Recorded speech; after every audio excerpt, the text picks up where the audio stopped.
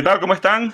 Bienvenidos a Entre Padres, el episodio número 28 de nuestro podcast. Hoy es lunes 2 de agosto. Te saludo, Edgardo, hasta Santiago de Chile. Y entramos a los dos últimos meses de la temporada regular en Grandes Ligas. Los Padres vienen de cerrar una semana algo preocupante y yo diría decepcionante. Y lo vamos a estar analizando en profundidad en este episodio. ¿Cómo estás, mi querido Ed? Hola, hola Radamés, el abrazo y saludo fraterno desde la ciudad de Santiago.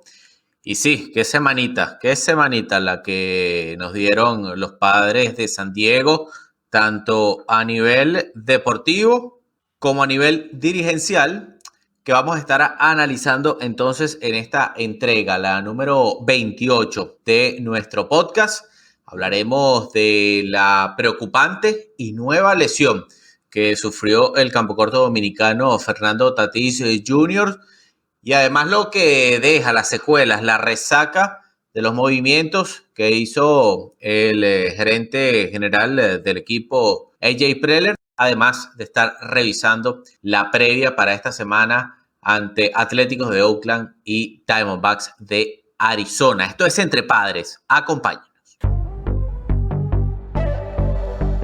Nos metemos de lleno en este episodio 28 de Entre Padres. Como ya lo mencionamos en la introducción, los Padres vienen de cerrar una semana algo irregular, jugando para 500 después de haber disputado 6 encuentros en casa en Petco Park, récord de 3-3 ante Atléticos de Oakland. Dividieron 1-1 esa serie interliga y ante los rivales de división, los Rockies de Colorado, dividieron 2-2 este pasado fin de semana. Comenzando rápidamente con esa serie ante los Atléticos, los Padres se llevaron ese primer encuentro el pasado día martes con pizarra de 7-4. Destacaron en la ofensiva Fernando Tatis Jr. y Manny Machado con cuadrangulares cada uno. Y luego ripostaron los Atléticos de Oakland 10-4 ante otra pobre salida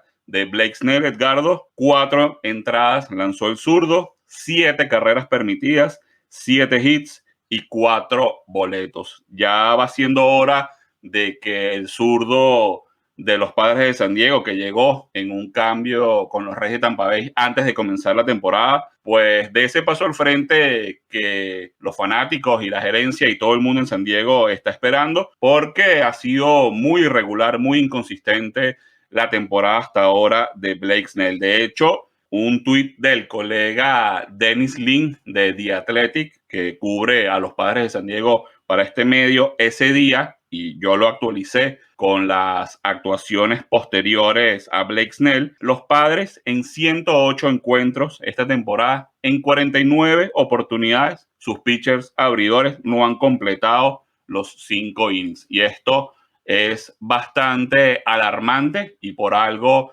el bullpen de los Padres es el más utilizado en lo que va de temporada, es el que más innings ha lanzado en Grandes Ligas esta temporada. Y este tipo de actuaciones como la de Blake Snell pues no ayudan para nada a las aspiraciones de los Padres y a ese sobrecargado bullpen. Y que al mismo tiempo, Radamés, pienso que genera ciertas interrogantes o cuestionamientos con respecto a los movimientos que se hicieron, y ya los vamos a estar repasando un poco más adelante. Posterior a esa serie contra los Atléticos de Oakland, el conjunto de los Padres de San Diego midió fuerzas ante Rockies de Colorado, dividiendo una serie de 4 encuentros. Los Padres en esta temporada contra el conjunto rocoso, en un total de 16 juegos, han ganado 8 y perdido 8, que es un dato que refleja en cierto modo la inconsistencia que ha tenido el conjunto que dirige Jay Stingler a lo largo de esta temporada. Sí, de hecho, yo me di a la tarea ayer, preparando la pauta para este episodio, de revisar precisamente lo que ha sido la actuación de los Padres de San Diego ante estos equipos como los Rockies de Colorado, con récord de 500 o que juegan por debajo de 500 contra el equipo que más han jugado, pues por ser también rivales de división, es precisamente el de los Rockies de Colorado. Ya tú lo decías, la mitad de esos encuentros los ha perdido el equipo de los Padres, están 8-8 en esos 16 encuentros, pero luego te encuentras con que ante equipos como Cachorros de Chicago, los Padres tienen récord de 1-5. Ciertamente, en el momento de la temporada en que se enfrentaron Padres y Cachorros, pues el equipo de Chicago no estaba atravesando un mal momento como sí lo ha estado haciendo estas últimas semanas. De hecho, pues bueno, salieron de gran cantidad de sus principales piezas en esta ventana de cambios. Pero bueno, luego te encuentras que contra los Marlins, récord de 2-2. Contra los Phillies, otro equipo que juega por debajo de 500, los Padres ganaron 1 y perdieron 2. Contra los D-backs de Arizona, los Padres sí tienen un mejor récord, 6-3. Luego te encuentras contra otro equipo de los peores de Grandes Ligas, Piratas de Pittsburgh, récord de 4-3 a favor de los Padres. Contra los Rangers de Texas, a ese equipo los Padres sí le ganaron 3-0, los barrieron allá en Texas, en aquella serie en la que Joe Musgrove lanzó el juego sin hit ni carreras. Nacionales de Washington, otro equipo que juega por debajo de 500 en la división este de la Liga Nacional. Padres, récord de 4-3. Y ante los Bravos de Atlanta, que también están en esa misma división, récord por debajo de 500, récord de 1-1. Además de ese juego en suspenso. Entonces esto te habla a las claras de que los Padres sí, ciertamente tienen récord de 61-47, es un muy buen récord, pero contra los equipos que juegan por debajo de 500, los Padres pues apenas tienen récord de 30-27. Y que empezó bien, Rames, esa serie de enfrentamientos, 4 ante el Rockies de Colorado, con una victoria por blanqueada, 3-0, y gran actuación de Joe Musgrove. Lanzó 7 innings, apenas permitió 3 hits, otorgó un boleto, lo que habla que estuvo bastante controlado, y recetó un total de 11 ponches. El Joe Musgrove entonces que estábamos pidiendo ver, y que junto a Yu Darvish, sacando tal vez las últimas salidas que ha tenido el japonés, ha sido de lo más constante que ha tenido el cuerpo de abridores de los Padres de San Diego. Esa apertura de Joe Musgrove, apartando el juego sin hit ni carrera, sin duda que para mí la mejor de lo que va de temporada. Y tú mencionabas a Yu Darvish y sí, o sea, la versión de Darvish de antes del mes de julio, porque lo que ha hecho el japonés en este último mes, pues de verdad que deja mucho que desear. Luego el viernes fue derrota 9-4 al jovencito Ryan Weathers. Le dieron un total de 8 hits. Fueron 8 carreras limpias en 4 entradas de acción. Otorgó 3 boletos y además recibió 3 cuadrangulares. Además, en ese encuentro que terminó con la lesión del paracorto dominicano Fernando Tatis Jr., que ya vamos a estar hablando un poquito más adelante, más a profundidad. Luego, ya mencionabas a Yu Darvish, el japonés, fue el encargado de abrir el encuentro del día sábado, que terminó en victoria para el conjunto de Colorado, 5-3. El nipón fue hasta las 6 entradas de acción, fueron 5 carreras limpias, un total de 5 imparables, 2 bases por bolas, 8 ponches y 3 jonrones recibidos. Preocupante, ya lo mencionaba, lo del lanzador asiático en este mes de julio que pasó. Yu Darvish tuvo 5 juegos con apertura y terminó con récord de 0-4, una altísima efectividad de 7.36, y además le batearon en un averaje acumulado a los contrarios un promedio de 272. Ya el domingo los Padres nivelaron la serie con una victoria 8-1. El encargado en ese encuentro de abrir las acciones fue Rhys Kanier, con 3 entradas de labor y una carrera limpia permitida. Destacó además la actuación del surcoreano Ha-Seong Kim con un doblete, un jonrón y 3 carreras impulsadas. Sí, en ese encuentro que abrió Kanier, la otra mala noticia fue la lesión de el sheriff Chris Paddack, quien se suponía iba a ser el abridor de ese encuentro. Paddack sintió molestias en su sesión de bullpen del día anterior y fue colocado en la lista de lesionados por lesión en los oblicuos. Hay que ver porque estas lesiones, sobre todo en los lanzadores, son complicadas, pueden llegar a serlo. Hay que ver el alcance de esa lesión. Y mencionabas al coreano Ha-Seong Kim, quien tras la lesión de Fernando Tatis Jr., pues verá ahora mucha más acción en el campo corto o en el infield.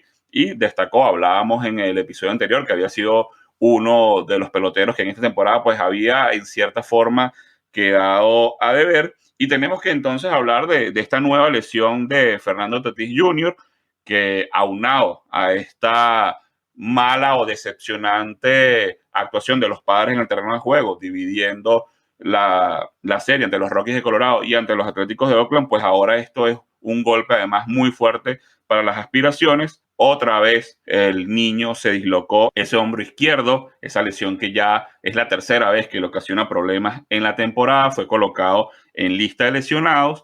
Al principio se pensaba que podía ser algo bastante parecido, pero el dolor y la inflamación parecen haber sido mayor y con más intensidad de las lesiones anteriores. Por eso los Padres están siendo más precavidos. Ellos esperan que vuelva esta temporada, que pueda finalizar, pero no se atreven, ni nadie se atreve todavía a dar eso como un hecho. Incluso pues se habla de la posibilidad de operarse cuando finalice la temporada. Creo yo que independientemente de que Fernando Tatis Jr. vuelva esta temporada o ya lo apaguen, lo desenchufen y le digan, mira, hasta aquí llegaste por la campaña 2021, esa va a ser una de las opciones durante el invierno. Fernando Tatis Jr. seguro pasará por el quirófano. Y cabe otra vez la pregunta, ¿qué tan frágil es Fernando Tatis Jr.? ¿Es un pelotero propenso a lesionarse? Eso me recuerdo, lo preguntábamos Edgardo cuando los Padres le dieron esa extensión de contrato millonaria al inicio de la temporada, y pues en su corta carrera en Grandes Ligas ha demostrado que es un jugador propenso a lesionarse. Así es, Rames, precisamente, y con este tema del hombro, que es la segunda ocasión que esta lesión lo manda a la lista de lesionados a Fernando Tatis Jr. Y la tercera, si contamos la lesión que además sufrió muy similar durante el sprint training. Exactamente, y sin contar también en la que estuvo por COVID. Entonces, las preguntas a esta altura, sí, creo que son válidas, y obviamente uno, al tener el campo de muestra, que ciertamente no es mucho por la cantidad de años que tiene Fernando Tatis Jr. en las grandes ligas, pero es lo que hay, podría decirse entonces que sí, es un pelotero propenso a lesionarse, que tal vez frágil y tal vez entonces deba estar meditando trabajar ese tema físico para evitar futuras lesiones como esta o de otro tipo que puedan estar mermando tanto su actuación, tanto como el rendimiento del equipo. También es cierto que las lesiones, pues, en parte se deben a esa forma de juego, a esa cantidad de piruetas y maromas que hacen en el terreno de juego. Esta lesión en particular, pues, él trató de evitar que lo tocaran en un deslizamiento en tercera base, cayó un poco mal con el hombro y, bueno, esa intensidad que él le pone, recordamos cómo la ocasión anterior fue haciendo un swing violento que se dislocó ese hombro. Él ha tratado de cambiar esa mecánica en el swing. Hay cosas en su juego que difícilmente podrá cambiar. Recordemos también cuando estaba en ligas menores sufrió también la fractura en uno de sus dedos. Entonces, yo creo que la condición física la tiene. Ciertamente su estilo de juego pues lo lleva también a ser mucho más propenso, pero hay que tener mucho cuidado con el tema de las lesiones de Fernando Tatis Jr. Yo me atrevería a decir que lo vamos a volver a ver con el uniforme de los Padres antes de que finalice esta temporada. Los Padres lo necesitan, pero también estoy seguro de que no lo van a forzar y no lo van a apurar si no está 100% recuperado y si ese hombro no termina de estar desinflamado y sin dolor. Si hay la mínima molestia, yo dudo que vayan a adelantar el regreso de Fernando Tatis Jr. aunque los Padres estén jugando la posibilidad de meterse en los playoffs y de ganar el banderín en la división oeste de la Liga Nacional. Y cambiando de tema, Edgardo, vamos a hablar ahora de lo que fueron los movimientos de la gerencia de los Padres de San Diego ante esta ventana de cambios en las grandes ligas que se cerró el pasado día viernes. Los Padres ya habían añadido a sus filas a Adam Frazier de los Piratas de Pittsburgh y el viernes además incluyeron a Daniel Hudson, el relevista de los Nacionales de Washington, quien está en lista de lesionados por el tema del COVID-19. A mí me parece que es una muy buena adición, es un buen relevista y un muy buen aporte para este mermado bullpen de los Padres de San Diego. Hudson con los Nacionales de Washington dejó efectividad de 2.20 y 15 holds. Jake Marisnick, yo pregunto y te pregunto a ti si de verdad hacía falta añadir a un jugador como Jake Marisnick, porque lo que sí necesitaban los Padres de San Diego y de lo que sí estábamos pendientes era de ese brazo para reforzar la rotación de abridores que, como ya hemos venido comentando, no está dando la talla, pues Darvish, Snell, Weathers, el mismo Musgrove, no han sido del todo consistentes en lo que va de temporada. Ya habíamos mencionado también en el episodio anterior que el nombre de los Padres de San Diego se estaba vinculando a figuras de la talla de Max Scherzer, que terminó yéndose nada más y nada menos que a los Dodgers de Los Ángeles, y al del puertorriqueño José Berríos, que terminó con los Azulejos de Toronto. Los Padres que tenían que reforzar esta rotación de abridores, pues al final lo único que tienen es a Daniel Hudson, que es una muy buena adición para el bullpen, a Jake Marisnick como un jardinero más, una opción más para el outfield, y a Adam Frazier, que sí me parece también, y lo dijimos, es una muy buena adición para el infield, sobre todo ahora con la lesión de Fernando Tatis Jr. o una opción en las jardines. Pero me quedó a deber AJ Preller porque pensé que los Padres iban a ir detrás de un abridor y al final no suplieron esa necesidad. Y que además este debate se abre justo cuando Chris Paddack ingresa a la lista de lesionados y además tienes que contar la baja que tienes del dominicano Dinelson Lamet.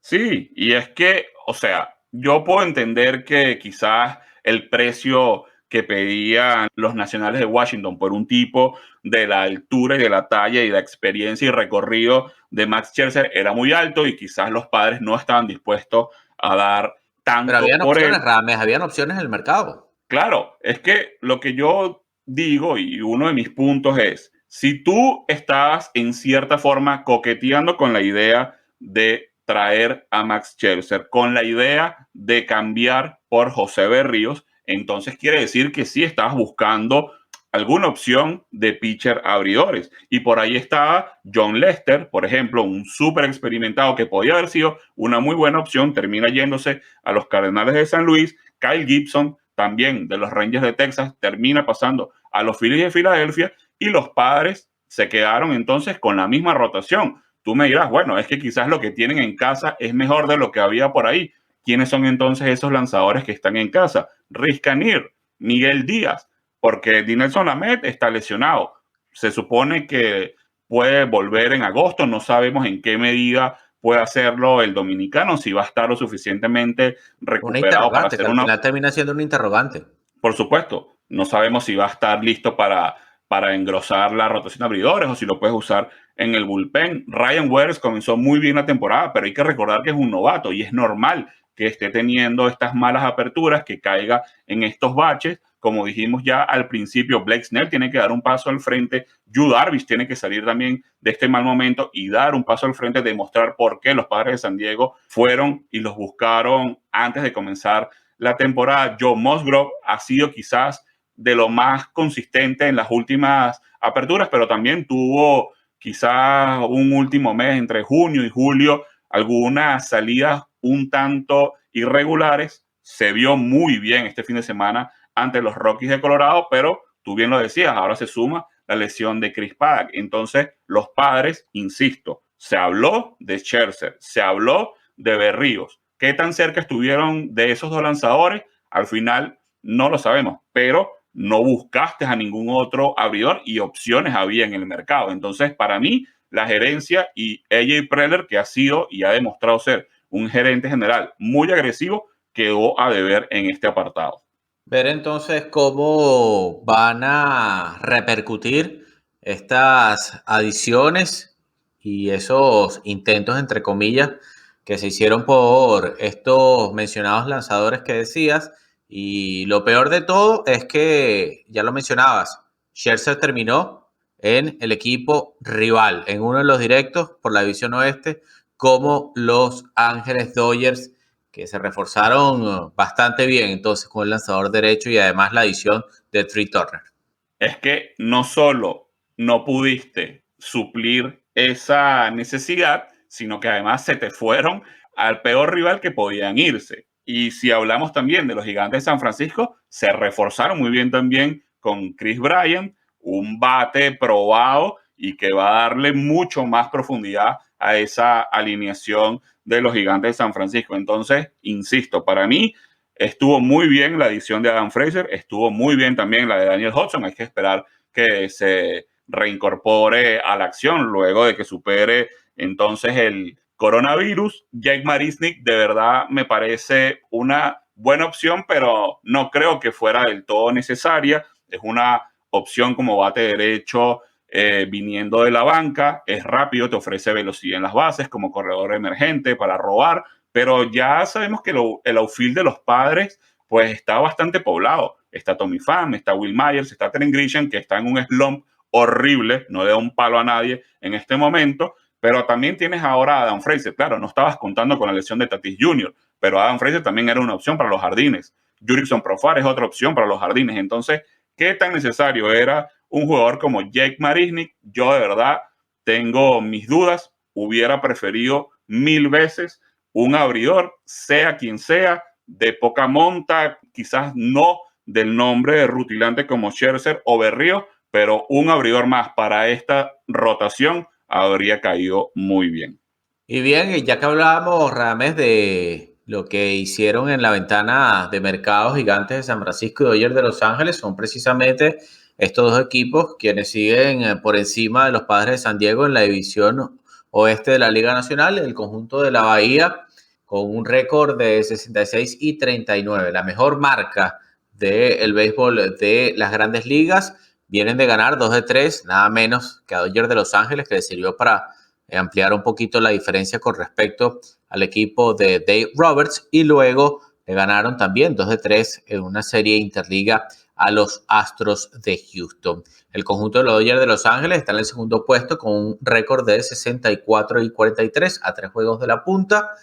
En la última serie de la semana le ganaron 2 de 3 a los Diamondbacks de Arizona. Luego vienen los Padres de San Diego con una marca que no es para nada despreciable, muy buena, 61 y 47 a 6 juegos y medio de la punta. Ya luego cierran los Rockies de Colorado con una foja de 46 y 60, y los Diamondbacks de Arizona con el peor récord de la Gran Carpa, 33 y 73. Unos Gigantes de San Francisco que no nos cansamos de decirlo, pues siguen sorprendiendo a propios y extraños. Y fíjate la semana que acaban de tener, tú lo decías, le ganaron a los Dodgers de Los Ángeles y a los Astros de Houston, que tienen además récord de 64 y 42, uno de los mejores registros de la Liga Americana. Este equipo parece que no baja los brazos, que no se le va a acabar la gasolina, y ahora, como decíamos, con la adición de Chris Bryant, pues vamos a ver de qué están hechos estos Gigantes de San Francisco. Y tú lo decías, los Padres de San Diego no tienen un récord para nada despreciable. Es el cuarto mejor récord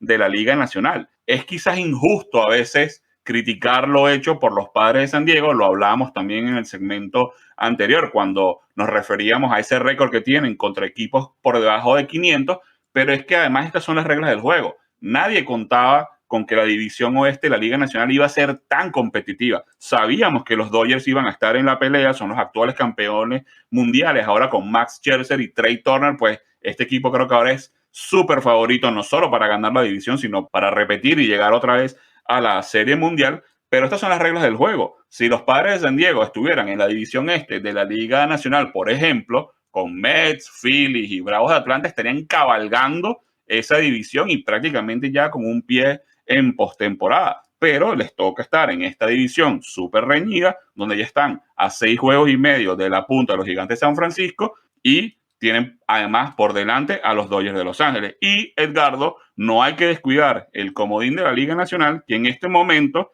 sería Dodgers Padres, pero ahí vienen los Rojos de Cincinnati a 4 juegos y un equipo de los Rojos que también se reforzó bien y que tienen un muy buen line-up, así que cuidado con los Rojos. Los Padres no se pueden descuidar tampoco por muy buen récord que tengan de ese puesto de comodín. Precisamente, Radamés, ya mencionabas el asunto circunstancial con respecto a lo que ha ocasionado el juego de los Gigantes de San Francisco, relacionado con las proyecciones que se hacían además al inicio de esta temporada 2021 del béisbol de las Grandes Ligas, y cómo entonces ha afectado a los Padres de San Diego y cómo los tienen, digamos, hablando metafóricamente, colgando de la cuerda floja, porque de terminar todo así te estarías yendo, sí, a un juego de comodín, pero es una instancia en la que puede pasar cualquier cosa. Sí, vamos a recordar también que quedan muchos juegos entre Gigantes y Padres y vamos a ver qué pasa, pero los Padres tienen que empezar a jugar buen béisbol, ver cómo suplen la baja de Fernando Tatis Jr. y esta gente llamados actores secundarios tienen que dar un paso al frente, los Ha-Seong Kim, Adam Frazier que acaba de llegar. Vamos a ver entonces cómo se van adaptando estas piezas en el line-up. Trent Grisham tiene también que empezar a batear y ni hablar de los abridores que ya comentamos, Yu Darvish y Blake Snell, para tratar de ayudar a los Padres en sus aspiraciones en esta división oeste de la Liga Nacional.